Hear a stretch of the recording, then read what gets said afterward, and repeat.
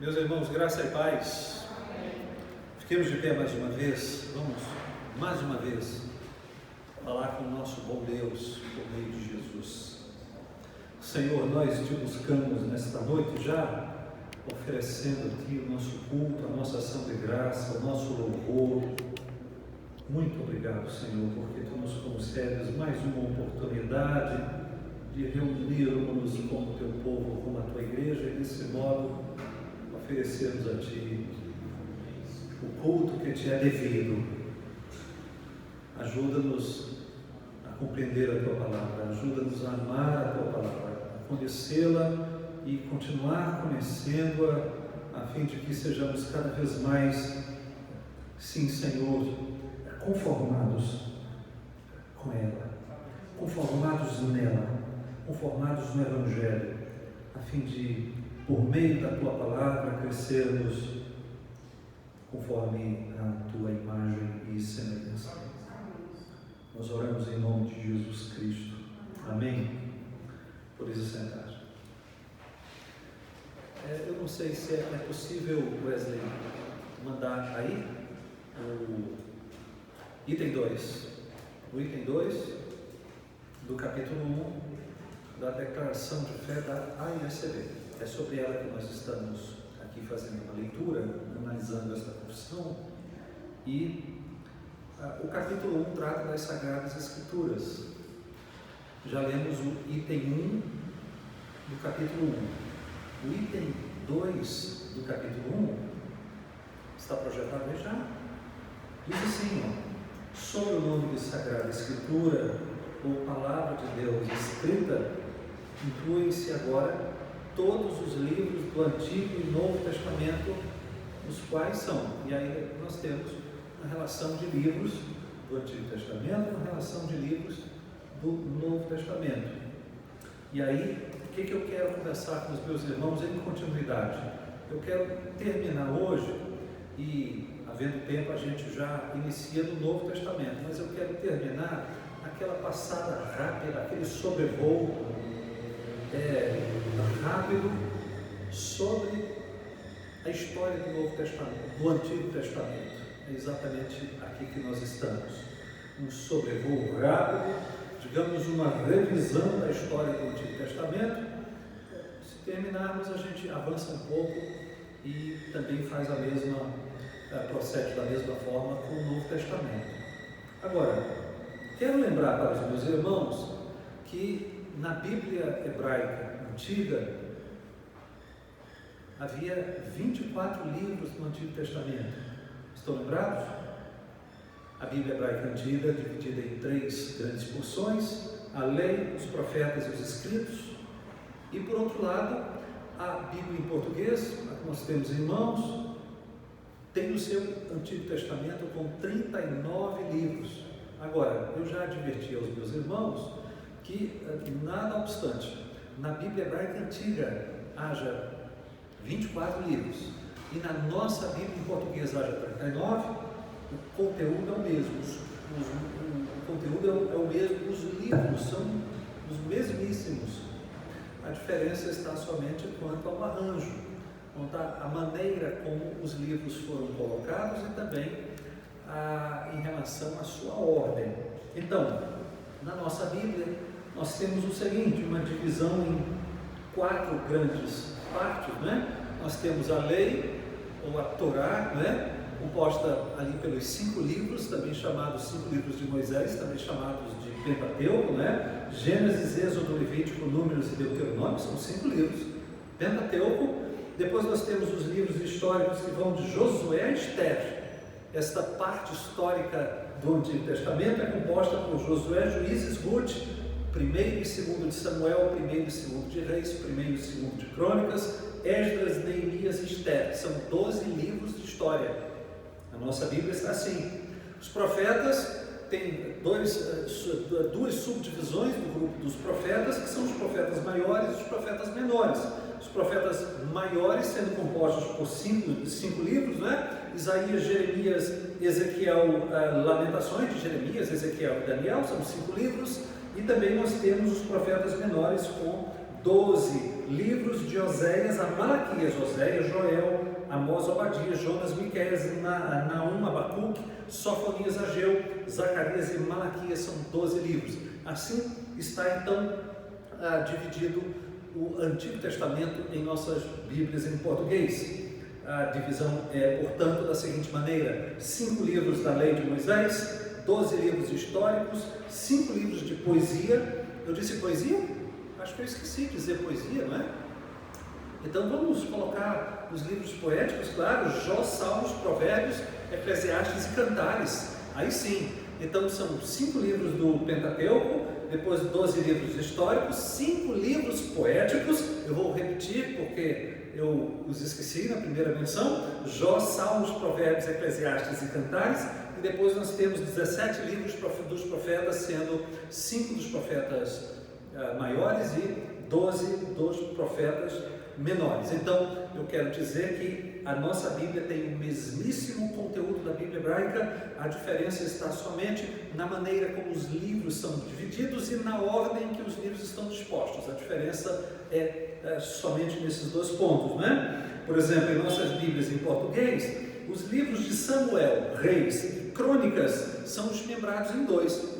Na Bíblia hebraica, correspondem cada um a um só livro. Então há o livro de Samuel, o livro de Reis, o livro de Crônicas. Os 12 profetas menores da nossa Bíblia, na Bíblia hebraica, correspondem a um só livro. É o livro dos 12, não é? E também na Bíblia hebraica, os livros de Esdras e Neemias correspondem a um só livro também. Na nossa Bíblia são 2 livros, então é apenas na maneira como os livros são desmembrados e a ordem em que eles foram colocados. O conteúdo, repito, é o mesmíssimo. Já disse para os meus irmãos que o Antigo Testamento foi escrito em hebraico, né? Com pequeníssimas porções escritas em aramaico. As porções são dos capítulos 4:8 a 6:18 de Esdras, Daniel 2:4 a 7:28 e Jeremias capítulo 10, versículo 11. Essas 3 pequenas porções do Antigo Testamento estão, portanto, em aramaico. No demais, os livros foram escritos em hebraico. E aí, o que eu comecei a fazer? Comecei a passar aqui pela história do Antigo Testamento. E aí os meus irmãos estão lembrando, lembrem-se comigo dos seguintes pontos, vê se vocês me acompanham. Primeiro, nós temos em Gênesis, o livro das origens, os 4 eventos primeiros da história da humanidade. Estão lembrados quais são? Criação, queda, dilúvio e dispersão das nações. São 4 grandes eventos. Gênesis capítulo 12, nós temos uma virada na história, porque ali nós temos a chamada de Abraão. Estão lembrados disso? E a partir dali, Gênesis capítulo 12 e seguintes vão tratar dos descendentes próximos de Abraão, não é? Abraão, Isaac, Jacó, cuja família, por meio de José, vai para o Egito. E é assim que nós terminamos Gênesis. Como é que nós começamos Êxodo? Êxodo começa com um período, depois de mais de 400 anos da família de Jacó no Egito. Esta família cresceu, se tornou uma grande nação, pelo menos 400 anos de escravidão, e Deus vocaciona um libertador. Como é o nome dele? Moisés. Moisés retira o povo do Egito por meio de 10 pragas e conduz o povo ao sopé do Monte Sinai. Lá no Monte Sinai, e nós já estamos em Êxodo capítulo 15, e aí nós seguimos o livro de Êxodo adiante. Lá no Monte Sinai, o povo recebe a lei, recebe a planta do tabernáculo, constrói o tabernáculo, e Êxodo termina com a presença de Deus no tabernáculo. Estão lembrados disso? Sim ou não? Muito bem. Lá no Monte Sinai também, o que mais Deus concedeu para o seu povo? Deus concedeu também as leis cerimoniais levíticas, que compõem o livro de Levítico. O livro de Levítico, portanto, está lá. Quando deve ser inserido exatamente ali, ele não adianta a história em termos cronológicos, ele deve ser inserido exatamente ali, no momento quando o povo de Israel ainda está em volta do Monte Sinai, certo? Bom, ocorre que o livro de Números narra a partida do Monte Sinai, mais de um ano depois, só que em Números capítulo 13, o que é que nós temos? A manifestação da incredulidade do povo em Cades Barneia, E então o que Deus faz? Condena aquela geração a peregrinar no deserto por 40 anos até que aquela geração viesse a perecer. O livro de Números termina 40 anos depois. 40 anos depois, a nova geração, nascida e crescida nas peregrinações do deserto, tomam as terras da Transjordânia, não é? Tomam as terras da Transjordânia e são colocadas nas campinas de Moabe. E agora, nesse momento, Israel já está mais ou menos olhando para a terra prometida. A terra prometida está do outro lado do Rio Jordão. E nesse momento, o que acontece? Moisés profere seus últimos discursos que compõem o livro de Deuteronômio. Deus lhe mostra a terra do Monte Nebo, ele a admira e abençoa o povo, indica o sucessor e morre. Estão me acompanhando? Terminamos o Pentateuco. Depois, quem é que assume o comando da nação? Josué. O que Josué faz, segundo o livro que leva o seu nome? Prepara o povo espiritual e militarmente, né? Fisicamente, para entrar na terra, toma a terra e divide a terra entre as tribos de Israel. É Deus mesmo que concede a porção de terra a cada tribo e a cada clã. É por isso que os crentes da nação tinham dificuldade, por exemplo, de vender a sua terra. Nabote disse o quê? Nabote disse o quê para a proposta do rei Acabe quanto à sua pequena nesga de terra? Deus me livre de me desfazer da herança que nossos pais receberam do Senhor. Isso tem a ver exatamente com aquela intervenção divina no sentido da distribuição da terra de Israel. Estão lembrados disso? Muito bem. Ocorre que Israel não completou a tarefa de expulsar todo o povo, de exterminar todo o povo. E aí o povo originário da terra, remanescente, causou o que em Israel? Corrupção. Estão lembrados? E aí nós temos um período, depois que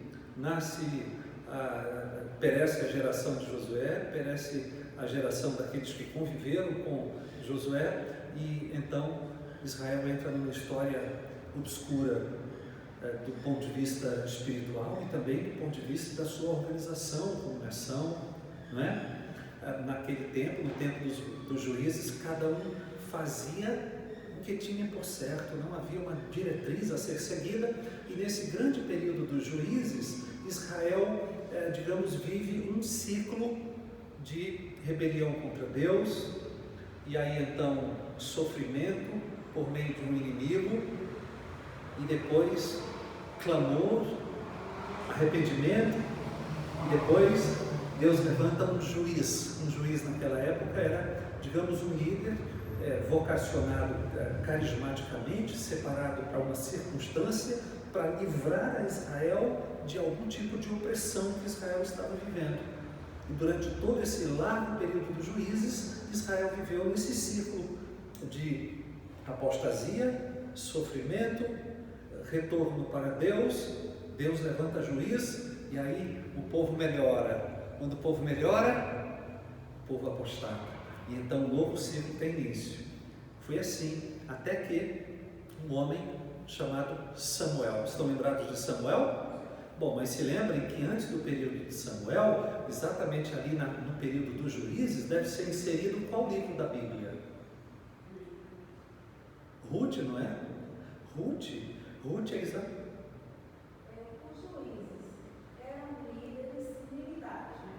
Os juízes eram líderes militares. Eram. E a parte espiritual na época dos juízes eram sacerdotes?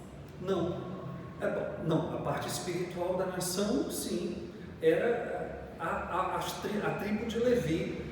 Deus concedeu o sacerdócio. Agora, como isto estava sendo administrado na época, provavelmente não da melhor forma, porque as informações que nós temos. Deixa eu repetir aqui a pergunta de Joadete.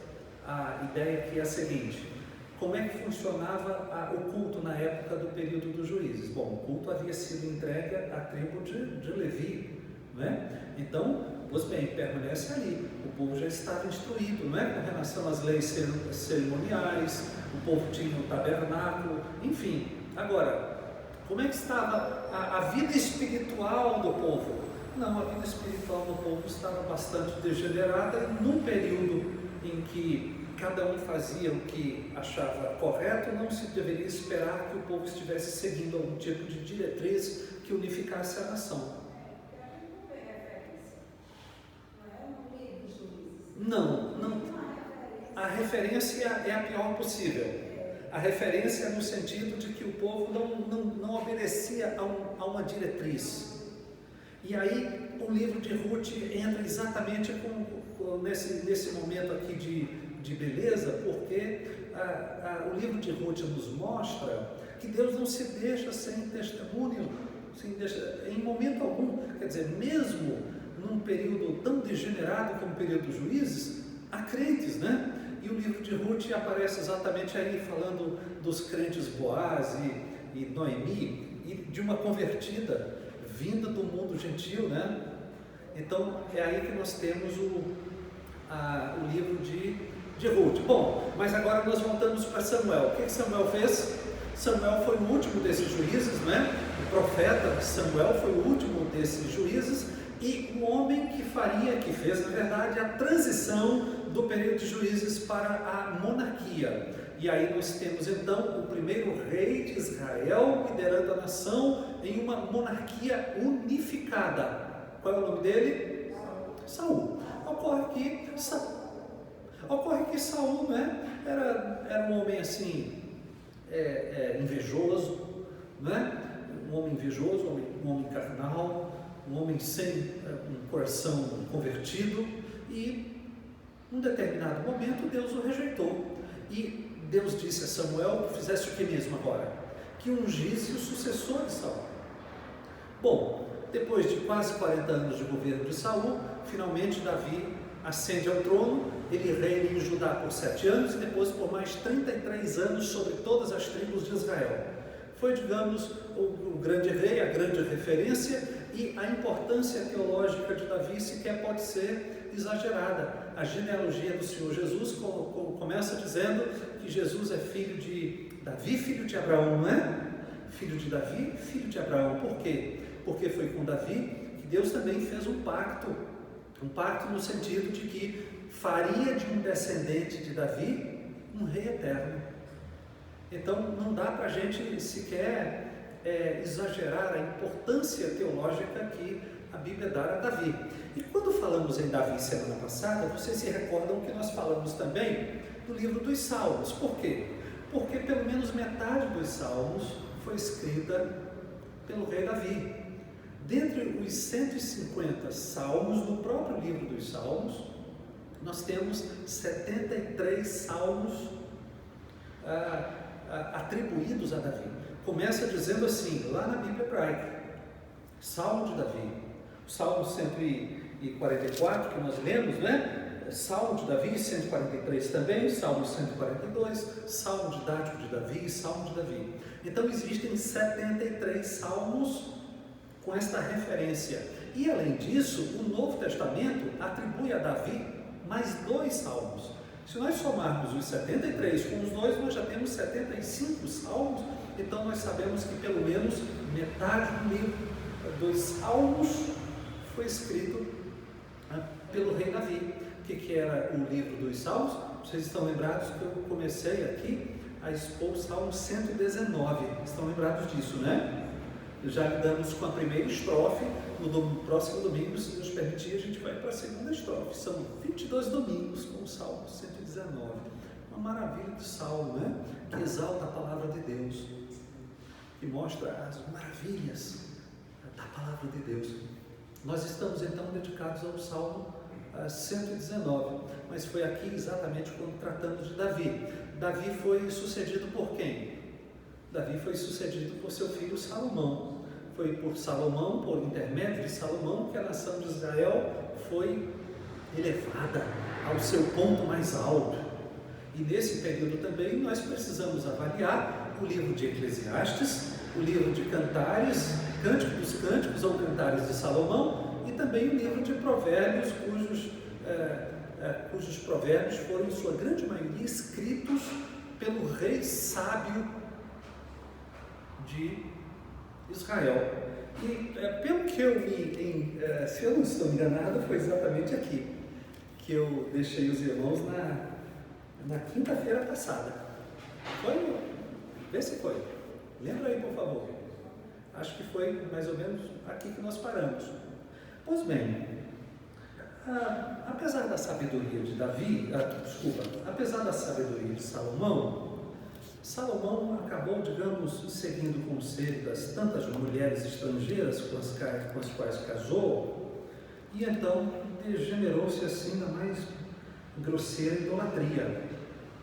E aí, como punição divina, Deus disse a Salomão que cortaria o reino de Salomão, mas não todo, e nem nos dias de Salomão, por amor a Davi. Deus iria dividir o reino e deixar somente Judá nas mãos dos descendentes de Davi e Salomão, né? É aqui que nós temos o ponto da divisão do reino. Então, como punição divina, após a morte de Salomão, isso aconteceu por volta de 931 a.C., o reino foi dividido, permanecendo apenas o reino de Judá ao sul, composto basicamente por Judá e Benjamim, uma tribo bem pequena, sob a dinastia de Davi. As 10 tribos ao norte, estabelecidas ao norte, tiveram seu próprio rei e sua própria religião. Isso é colocado a partir de 1 de Reis, capítulo 12. E a partir desse momento, os reinos permanecem divididos. A partir desse momento, em 1 de Reis, os reinos permanecem divididos e assim continuam em 2 de Reis até ao cativeiro de ambos. Porque os dois reinos foram, cada um para o seu próprio cativeiro. Ocorre que nenhum dos 19 reis de Israel fez o que era reto aos olhos do Senhor. E a corrupção desse povo o levou ao cativeiro assírio no ano 722 a.C. Judá perdurou por mais tempo, mas também foi para o seu cativeiro, para o cativeiro babilônico, que teve início ali por volta de 605 e só pôde até 586 e só pôde retornar à sua terra no ano 536 por causa do decreto de Ciro, o persa, né? Então, veja o que aconteceu. Nós temos agora, a partir de 1 de Reis, capítulo 12, o reino dividido. O reino ao sul permaneceu com o nome Judá, embora contendo 2 tribos, Benjamim, uma tribo muito pequena, esse povo sob a dinastia davídica. As 10 tribos ao norte tiveram seus próprios reis, foram 19 reis ao todo no reino do norte. E, mas o fato é que essas nações caminharam paralelamente e cada uma teve o seu próprio cativeiro assírio do norte em 722, cativeiro de Judá ao sul em 605 sob os babilônios, né? Muito bem, o livro de Crônicas é basicamente uma recapitulação da história de Israel, desde Davi até o tempo do retorno de Judá do cativeiro babilônico. Veja que em Crônicas nós temos nos primeiros 9 capítulos de 1 de Crônicas uma genealogia que vai de Adão a Saul, seguida de um relato selecionado da vida de Davi, e em 2 de Crônicas nós temos ali basicamente a continuação da narrativa com a dedicação do templo de Salomão e com os fatos a respeito dos reis de Judá somente, conduzindo-os à ruína e apresentando as razões desta ruína. O cronista termina seu relato com a ordem da restauração que aconteceu ali em 538, né? E 2 anos depois, em 536, nós temos a primeira leva retornando da Babilônia para Jerusalém sob a liderança de Zorobabel. Agora, nós precisamos, quem sabe, abrir um parêntese importante aqui, para a gente tratar dessa atividade profética até o exílio, porque no período do reino dividido surgem os primeiros profetas canônicos, os profetas que tiveram seus escritos incorporados às Sagradas Escrituras, né? Então, embora haja dúvidas com relação à data, por exemplo, de Obadias e Joel, há boas evidências de que eles sejam, Obadias e Joel, os livros mais antigos dentre os profetas, né? Os profetas canônicos mais antigos, datados ali do século IX antes de Cristo, ali pelos anos 800 antes de Cristo. A profecia de Obadias é um oráculo de juízo contra Edom, um povo descendente de Esaú, por haver se recusado a ajudar seu irmão Judá, né? Um povo descendente de Jacó, quando este necessitou. Talvez esse episódio, né, essa negativa de ajuda mencionada pelo profeta Obadias, esteja ali registrado em 2 de Crônicas 21, né, quando ali nós temos a invasão de filisteus e árabes durante o reinado de Jeorão. Em 2 de Crônicas, capítulo 21, versículos 16 e 17, nós temos exatamente aqui a menção do episódio da invasão de filisteus e árabes, durante qual rei mesmo? Durante o reinado do rei Jeorão, ali por volta de 848 a 841 antes de Cristo. Então, nós temos esta profecia contra Edom, exatamente porque Edom, descendente de Esaú, não ajudou a Israel, descendente a Judá, descendente de Jacó, seu irmão. O profeta Joel, por sua vez, usa uma recente praga de gafanhotos em Judá para ilustrar o terrível dia do Senhor. Então, o povo não se arrependerá ante o clamor do profeta e por causa disso o juízo virá, mas também esse juízo será seguido de uma grande bênção. E há boas evidências de que o profeta Joel foi escrito ali, mais ou menos por volta de 835 a.C., seria, portanto, o profeta Joel, um profeta contemporâneo do profeta Obadias.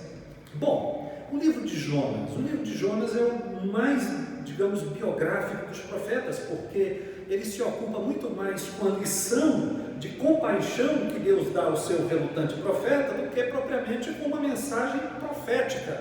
A mensagem profética de Jonas em todo o livro consta apenas de uma linha, está só num versículo. Em todo o livro que nós temos exatamente a vida do profeta e o que o profeta há de aprender, se é que aprendeu, com as lições que Deus queria lhe ensinar. Então Jonas foi contemporâneo de Jeroboão II, inclusive no reinado de Jeroboão II, Jonas era um profeta talvez assim muito estimado pelo rei, porque ele profetizou uma prosperidade durante o reinado de Jeroboão II, que de fato aconteceu no período de Jeroboão II, que aconteceu ali por volta do ano 780 a.C., a nação de Israel, essas 10 tribos ao norte, tiveram uma ascensão, não é? Uma ascensão, uma prosperidade incrível naquele período. Mas então você pode imaginar a dor do profeta Jonas em ser chamado desse momento de profetizar no período de grande prosperidade, as profecias se cumprindo, Israel crescendo em seu território, ganhando umas riquezas, e daqui a pouco Deus diz: venha cá que eu vou mandar você para evangelizar, na verdade para anunciar juízo aos assírios, a Nínive. Os assírios, eles são conhecidos na história como um dos povos mais cruéis que se pode conhecer. Eles, além de eles gostavam de empilhar cabeças quando tomavam lugar. Eles empilhavam cabeças. Mas os assírios também tinham um gosto de punir alguém matando o filho da pessoa, matando o filho na frente do pai. Então, os assírios eram um povo de crueldade refinada. E esses eram os inimigos, os arqui-inimigos de Israel. O que Jonas pensou? Jonas pensou assim: eu sou tirado aqui dessa prosperidade do meu povo, vou profetizar juízo contra os nossos inimigos. Deus é misericordioso. Se eles se arrependerem, Deus os salvará, os livrará de uma destruição iminente. E com isso, sabe o que eu vou fazer? Eu vou fortalecer os inimigos do meu povo. Aí Jonas não gostou dessa proposta. Quando Deus disse, vai para Nínive, ele pegou o caminho exatamente oposto, para o lugar mais longe possível do lugar onde Deus lhe havia enviado. Essa é basicamente a história de Jonas. Bom, outros profetas que ministraram no 8º século, ali nos anos 700 a.C., foram Amós, Oséias, Miqueias e Isaías. Eles são profetas contemporâneos. Eu estou falando de Amós, Oséias, Miqueias e Isaías. Amós denuncia os pecados de Israel e anuncia o juízo, estando este reino em período de grande prosperidade. O povo rejeita sua advertência e o juízo é descrito em 5 visões. No final, tem aqui uma breve palavra de esperança futura. Esse é basicamente o conteúdo de Amós. Amós profetizou nos dias de Uzias, rei de Judá, Jeroboão II, rei de Israel, e nós temos aqui uma sobreposição de datas, digamos, indicando aqui entre os anos de 767 a 750, um período razoável aqui para nós localizarmos a profecia de Amós. Oséias fala sobre a infidelidade da esposa. Ele sofre a infidelidade da esposa, Gomer, assim como Deus havia sofrido e estava sofrendo o adultério espiritual do seu povo. O pecado da nação é exposto e por isso a nação será julgada. Mas por causa da fidelidade de Deus, haverá uma restauração no futuro. Oséias fala para o reino do norte, Israel, e segundo Oséias capítulo 5, versículo 1, E segundo Oséias capítulo 1, versículo 1, ele ministrou também durante os reinados de Uzias, de Jotão, de Acás, de Ezequias também. Isso faz com que a profecia de Oséias esteja ali, por volta do ano 730, 740 antes de Cristo. Depois nós temos o profeta Miqueias, também contemporâneo destes profetas, contemporâneos de Oséias e contemporâneos de Amós. Miqueias denuncia a corrupção de Israel e de Judá em todos os níveis da sociedade e também anuncia a retribuição divina. Ele diz que o juízo será seguido por restauração. E segundo Miqueias, capítulo 1, versículo 1, ele profetizou nos dias de Jotão, de Acás e de Ezequias. Isso também o coloca ali nos anos finais do século VIII a.C., 710 mais ou menos, e nos anos iniciais do século VII, por volta do ano 690 a.C., mais ou menos. Isaías também é parte desses profetas aqui, desse período. Ele é, digamos, o pináculo dos profetas e ele tem uma mensagem dupla. Capítulos 1 a 39, Isaías trata de condenação, e capítulos 40 até os 66, ele trata de consolação. Ele denuncia os pecados de Judá, anuncia juízo contra Judá e contra as nações circunvizinhas, até incluir um julgamento universal, mas também seguido de grande bênção. O ministério de Isaías, tendo começado ali no final do reinado de Uzias, se estendeu pelo menos de 740 até 680 a.C., porque ele passa pelos reinados de Jotão, de Acás e de Ezequias também. Então nós temos 4 profetas contemporâneos que vêm logo depois ali do profeta Jonas, que são os profetas Amós, Oséias, Miqueias e Isaías. Bom, Ainda no século VII a.C., nós temos uma profecia interessante, que é a profecia de Naum. Naum predisse a destruição de Nínive, aquele mesmo povo que há 125 anos atrás havia se arrependido por meio da mensagem de Jonas. Estão entendendo? Deus concedeu mais vida à Síria por conta do seu arrependimento sob a pregação de Jonas. Só que os ninivitas retornaram às antigas práticas cruéis que os caracterizavam, e por isso, a despeito da sua aparente invencibilidade, eles seriam, segundo a profecia de Naum, destruídos. Boas evidências colocam Naum ali por volta do ano 660 ou 650 antes de Cristo, né? Tendo sido cumprida a sua profecia no ano 612, quando os babilônios aniquilaram com a Síria. Então, nós temos tudo aqui nesse período do profeta Naum. Bom, nós precisamos seguir lembrando para os irmãos a importância de Jeremias, de Sofonias e de Abacuque. Porque esses profetas, eles, digamos, viveram na iminência da destruição de Jerusalém pelos babilônios.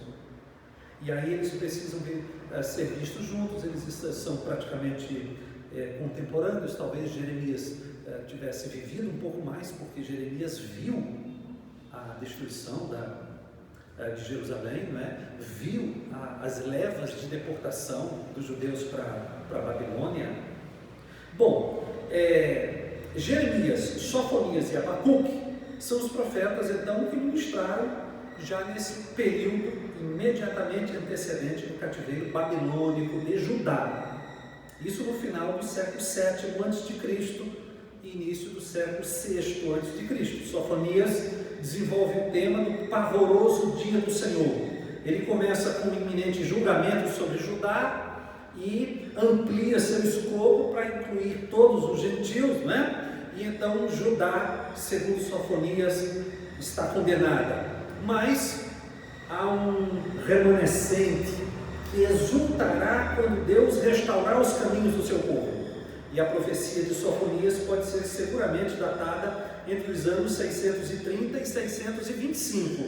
Veja que 20 anos depois da profecia de Sofonias, aí nós temos a primeira investida de Nabucodonosor contra Jerusalém.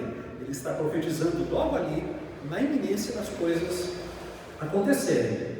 Pois bem, Abacuque está bem próximo do fim do reino de Judá, bem próximo desse período que antecede a invasão de Nabucodonosor. Primeiro, Abacuque pergunta para Deus por que ele não põe fim à perversidade do povo judeu. Ele começa dizendo, não é? Senhor, até quando gritarei violência e tu não ouvirás? Ele começa pedindo para Deus uma intervenção. E então Deus responde ao profeta dizendo que ia usar os babilônios para punir Judá. E o profeta Abacuque não gostou. Ele disse, Senhor, como é que tu vais usar um povo pior do que o teu para punir o teu povo? Eu não estou entendendo muito bem essa maneira divina, essa maneira do agir divino. Então, essa resposta de que Deus usaria os babilônios para punir Judá não soou bem aos olhos do profeta, e o profeta então pergunta por que Deus, né? Como Deus poderia usar a Babilônia, uma nação mais perversa, como instrumento seu? Então o Senhor responde, e o profeta termina o seu livro exaltando o nome do Senhor, glorificando a Deus pelo seu poder, pelo seu propósito, né? O cântico de Abacuque é conhecidíssimo, ainda que a figueira não floresça, nem haja fruto na vide, não é isso? Muito bem, é assim que ele termina, depois de Deus lhe falar do porquê de usar os babilônios. Não, de fato Deus não explicou o porquê.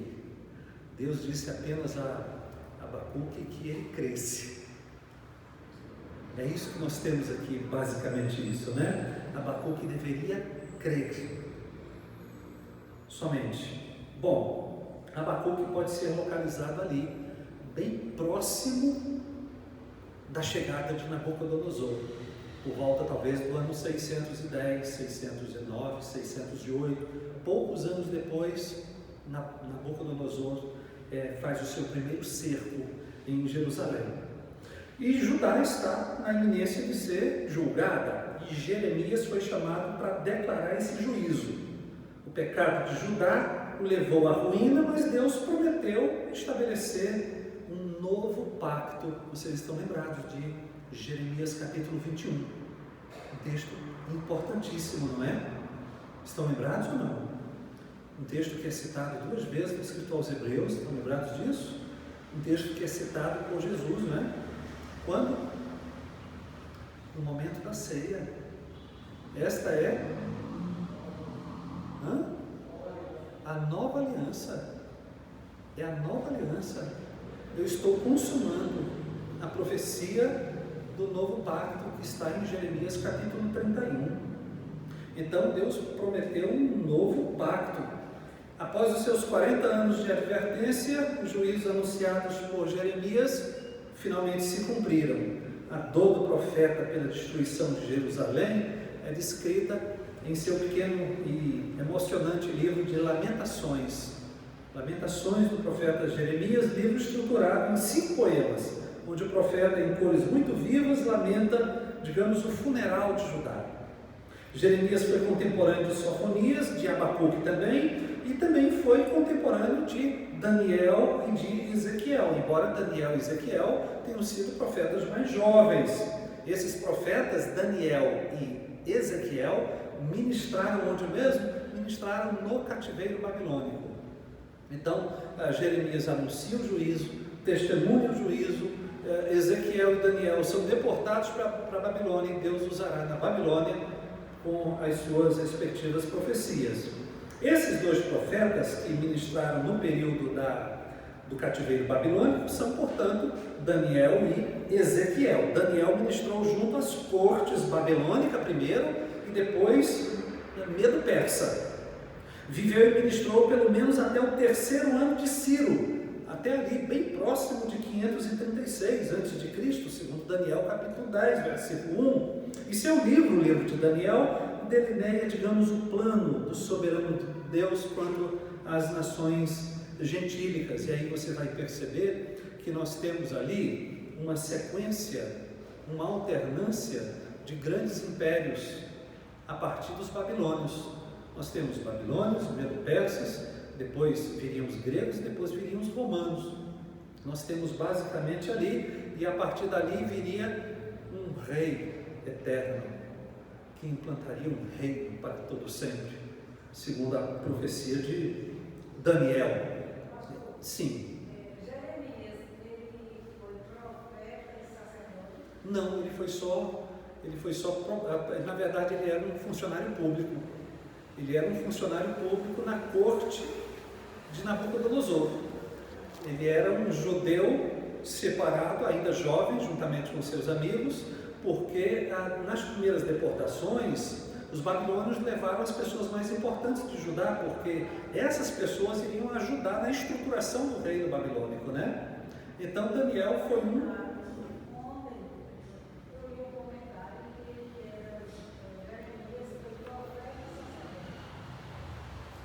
Jeremias foi profeta e sacerdote.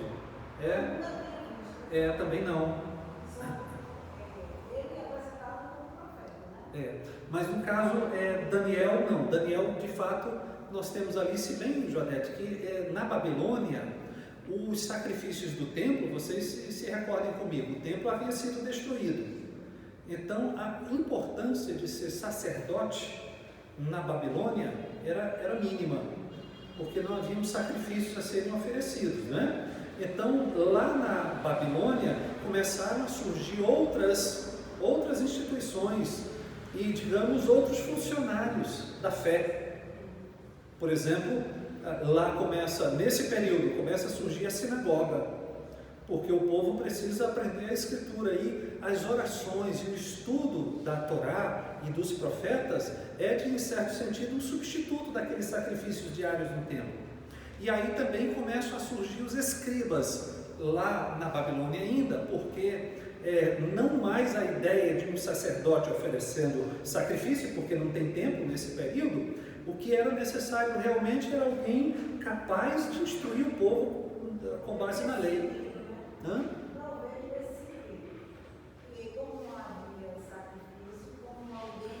Não havia, a gente só não pode necessariamente fazer a confusão entre levitas e escribas, porque a gente não sabe se havia esta necessária correspondência, né? Mas as coisas estão mudando. Vocês percebem que na medida que o templo é destruído, o povo vai precisar de um outro tipo de orientação e nasce uma outra instituição e nasce um outro tipo de oficial da igreja, digamos assim, né? Os escribas passam a ter importância e a vida do judeu na Babilônia, ela fica circunscrita, tendo como eixo a sinagoga. A sinagoga se torna central. Eu diria que a sinagoga para o judeu é tão importante quanto a igreja para os cristãos. O culto cristão é para os cristãos, o culto cristão é para os cristãos, aquilo que a reunião da sinagoga é para o judeu, né? E aí nós temos essas coisas acontecendo por aqui. Mas Ezequiel, ele ministrou aos judeus cativos na Babilônia, antes e depois da destruição de 586. Ele denunciou o pecado de Judá e expôs a insensatez de suas falsas esperanças, de um rápido regresso à sua terra. Ezequiel disse: não vai acontecer. Jeremias disse também, Daniel disse também, não vai acontecer, o regresso não vai ser rápido assim como os falsos profetas estão anunciando. E quando o juízo veio, Ezequiel confortou o povo com promessas de bênçãos e com promessas de restauração. Interessante que nós temos os dois grandes profetas no período do cativeiro babilônico, um, Daniel, nas cortes, e outro, Ezequiel, como um pastor mais próximo do povo. Então, enquanto Ezequiel ficava mais próximo do povo, Daniel recebia as instruções de Deus, estando inserido no contexto da administração pública daquela época, digamos. Bom, eu quero saber se vocês estão me acompanhando aí. Em 10 minutos eu termino o que tenho de dizer. Me acompanhem, por favor. Após o cativeiro babilônico, então nós devemos agora nos socorrer de Esdras, Neemias e Esther, porque esses livros narram o retorno da primeira leva e o que aconteceu em Jerusalém após esse primeiro retorno, digamos assim, né? Eles descrevem o regresso de um grupo de judeus à sua pátria, isso depois de 70 anos de cativeiro. Nós podemos contar os 70 anos entre 606 até 536. O número 70 anos foi indicado pelo profeta Jeremias. Pois bem, Esdras inicia com o decreto de Ciro, rei persa, que subjugou a Babilônia em 538.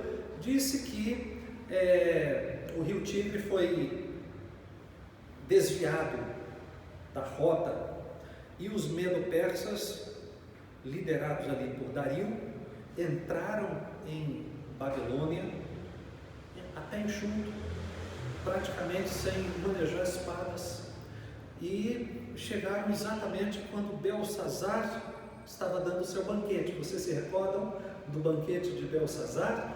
Quando aparece aquela súbita, misteriosa inscrição na parede? Mene, mene, tekel, parsim.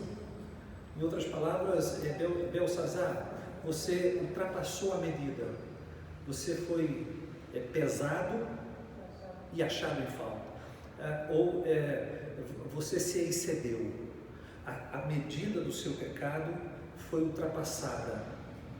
E isso acontece nesta viravolta da história, e nós temos exatamente isso acontecendo em 538. Só que nós temos o decreto de Ciro e 2 anos depois nós temos o retorno, por conta dessa permissão de Ciro, o retorno dos judeus à sua terra. Zorobabel retornou com cerca de 50 mil judeus em 536 a.C. e seu primeiro propósito foi reconstruir o templo.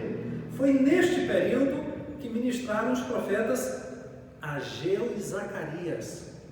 Ageu e Zacarias ministraram exatamente nesse período. O templo começou a ser reconstruído, mas o povo permitiu que a obra fosse interrompida, porque cada um estava construindo a sua própria casa. E aí, nesse momento, Ageu insiste com o povo para que conclua o templo, porque a sua glória seria maior que a glória da primeira casa. De fato, não é? Porque se nós pensarmos que foi a segunda casa, é verdade que reconstruída, embelezada por Herodes, mas foi a segunda casa que recebeu o Senhor Jesus. Então, de fato, a glória da segunda casa foi realmente maior do que a glória da primeira. Então, nós temos Ageu. Ageu disse basicamente assim: olha, vocês, o dinheiro de vocês é posto num saco furado, porque tudo que vocês ganham e por mais que trabalhem, isso não lhes satisfaz. Por qual razão? Porque vocês estão privilegiando questões pessoais e não a reconstrução da casa do Senhor. E aí nós temos a profecia de Ageu. A profecia de Zacarias também exorta os judeus a contemplarem, a completarem a construção do templo, né? E o seu livro tem uma série de visões que oferece profecias messiânicas das mais claras. Entre os capítulos 6 e 7 do livro de Esdras, se situa a história narrada no livro de Esther, livro que fala de uma intervenção divina para livrar o seu povo ante a ameaça de extermínio. Para isso, Deus usaria Esther e seu tio, Mordecai, ou Mardoqueu. Em 458 a.C., o sacerdote Esdras regressou para reconstruir, desta vez, a espiritualidade do povo. E aí nós temos Esdras capítulos 7 a 10. Embora o templo estivesse reconstruído, os muros de Jerusalém permaneciam em ruínas, e por isso, em 444 a.C., Neemias obteve permissão e recurso para voltar à sua cidade, para ir à sua cidade, para reconstruir os muros. Com os muros reconstruídos, o povo foi levado a uma reforma religiosa. Isso está basicamente no livro de Neemias. E aí então, fica faltando o livro do profeta Malaquias. Se nós temos a reconstrução dos muros por volta de 444, nós temos também, já tínhamos tido antes a retomada do sacrifício, não é? A retomada dos sacrifícios no templo. E Malaquias, digamos, encontra o povo num clima moral e espiritual absurdamente decadente. Então, Malaquias vem depois. Percebam, os trabalhos de Esdras e Neemias não perduraram, não tiveram longo alcance. E aí Deus vocaciona o último profeta do Antigo Testamento. A sua profecia pode ser datada ali por volta do ano 425 a.C. Quando Malaquias aparece no cenário, a religião é fria, indiferente e transigente.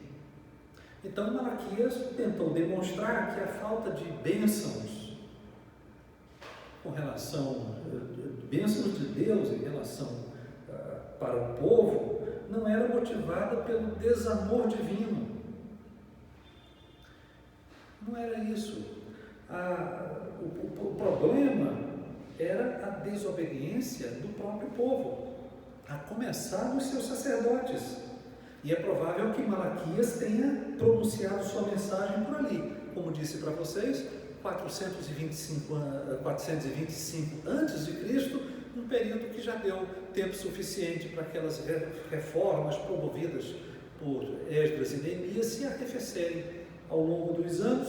E aí Malaquias entra encontrando esse cenário meio caótico do ponto de vista espiritual, né? Neemias estava ausente nesse momento, e isto faz de Malaquias o último profeta inspirado do Antigo Testamento, profeta canônico, inclusive, que nos deixou um livro que é uma pérola, com profecias messiânicas também das mais claras, não é? Ele termina prometendo a vinda de Elias, que é o João Batista, não é? João Batista é o Elias do Novo Testamento.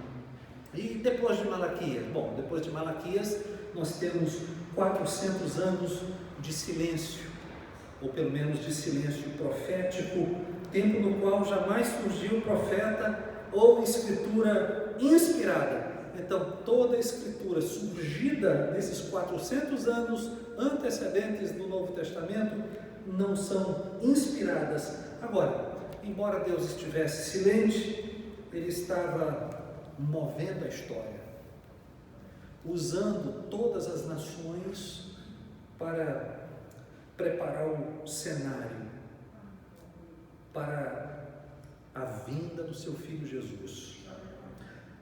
Paulo diz que Jesus veio na plenitude dos tempos, nascido de mulher, nascido sob a lei. Isso está em Gálatas capítulo 4, versículo 4. Entendemos isso? O que pretendo fazer na próxima quinta-feira? Bom, não dá mais tempo a gente ingressar no Novo Testamento. O Novo Testamento a gente deixa para na próxima quinta-feira. A proposta nesses momentos é somente fazer uma apresentação geral, não é? É importante, eu pelo menos julgo muito importante, antes da gente se dedicar às partes, entender o todo. Porque quando a gente vai estudar as partes, entendendo onde aquela parte específica se localiza, onde ela está inserida, qual é o seu contexto, sua época, então ela facilita a compreensão. Também é importante a gente fazer isso de vez em quando, porque o Antigo Testamento costuma ser uma porção muito distante dos crentes, da perspectiva dos crentes, não é? E eu preciso lembrar para os meus irmãos que toda a Escritura é inspirada por Deus. A importância do Antigo Testamento não está somente nos Salmos, ou em alguns Salmos, ou mesmo no livro de Provérbios. O Antigo Testamento é lindo, belo, vasto, profundo, alto, extenso, largo. É lindo.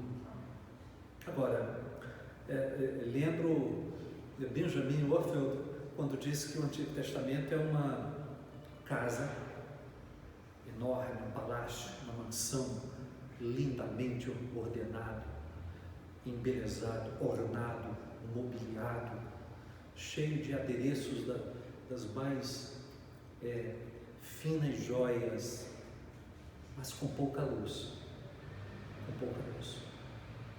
E aí o que precisaríamos fazer então? Nós precisaríamos entrar nesta casa linda, bela, larga, profunda, com a luz do Novo Testamento. Quando nós entramos na casa do Antigo Testamento, com a luz do Novo Testamento, aí a beleza de cada detalhe começa a reluzir. Então, é claro que nós precisamos seguir adiante. Está faltando alguma coisa. Agora, você vai ver que há uma linha que perpassa Gênesis e Apocalipse. É assim. E essa unidade sugere fortemente que a Bíblia, muito embora tenha sido escrita por mais de 40 autores, num período de 1.600 anos, em alguns continentes, em algumas línguas, idiomas, em alguns contextos, pessoas das mais variadas, a gente percebe uma unidade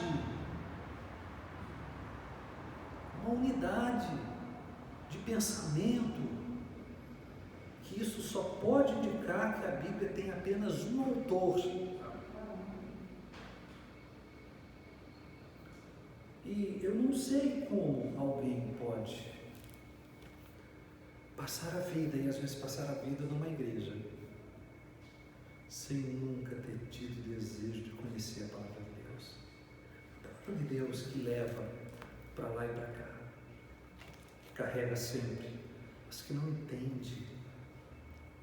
E não quer entender, não quer entender, não quer entender Ezequiel, não quer entender Amós, Joel, Obadias, não quer entender Levítico. Como pode?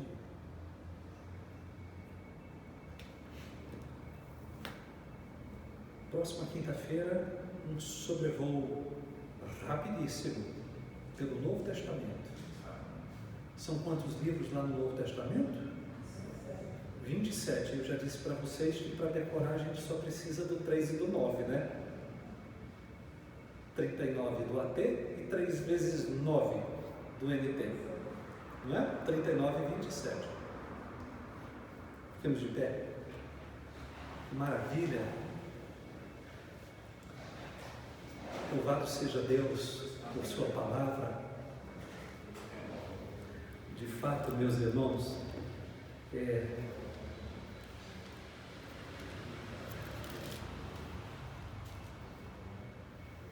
o Salmo 19, para além do Salmo 119, né, que é o nosso tema de domingo, mas Salmo 19, a lei do Senhor é perfeita e restaura a alma. O testemunho do Senhor é fiel e dá sabedoria aos simples. Os preceitos do Senhor são retos e alegram o coração. O mandamento do Senhor é puro e ilumina os olhos. O temor do Senhor é límpido e permanece para sempre. Os juízos do Senhor são verdadeiros e todos igualmente justos. São mais desejáveis do que ouro, mais do que muito ouro depurado, e são mais doces do que o mel e destilar dos favos. Louvado seja o seu nome, Senhor, por sua palavra. Senhor, nós te damos graças por esse momento, pela oportunidade que tu nos dás de termos a tua palavra em mãos.